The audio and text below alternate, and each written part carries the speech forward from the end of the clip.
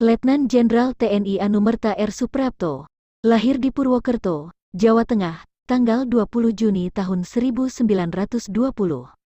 Meninggal di Lubang Buaya, Jakarta, tanggal 1 Oktober tahun 1965 pada umur 45 tahun.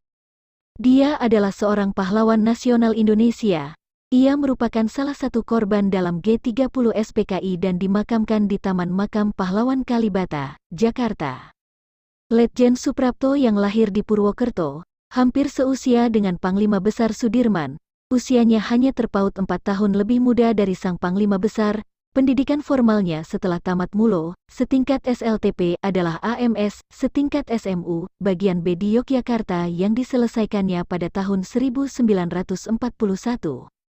Tahun itu pemerintah Hindia Belanda mengumumkan milisi sehubungan dengan pecahnya Perang Dunia Kedua.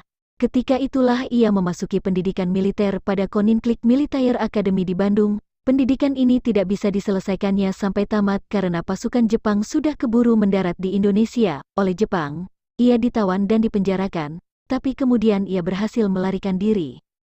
Selepas pelariannya dari penjara, ia mengisi waktunya dengan mengikuti kursus pusat latihan pemuda, latihan Keibodan, Seinendan, dan Shui Shintai, dan setelah itu, ia bekerja di kantor pendidikan masyarakat.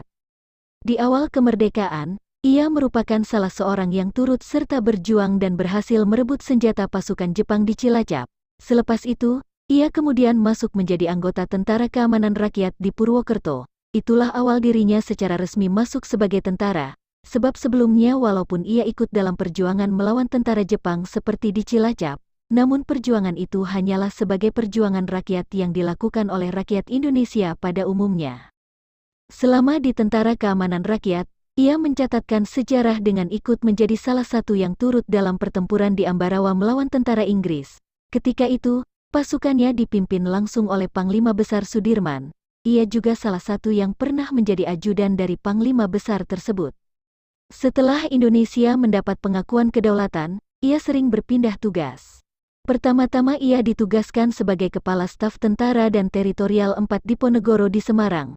Dari Semarang ia kemudian ditarik ke Jakarta menjadi staf Angkatan Darat, kemudian ke Kementerian Pertahanan, dan setelah pemberontakan PRRI Permesta Padam, ia diangkat menjadi Deputi Kepala Staf Angkatan Darat untuk wilayah Sumatera yang bermarkas di Medan. Selama di Medan, tugasnya sangat berat sebab harus menjaga agar pemberontakan seperti sebelumnya tidak terulang lagi.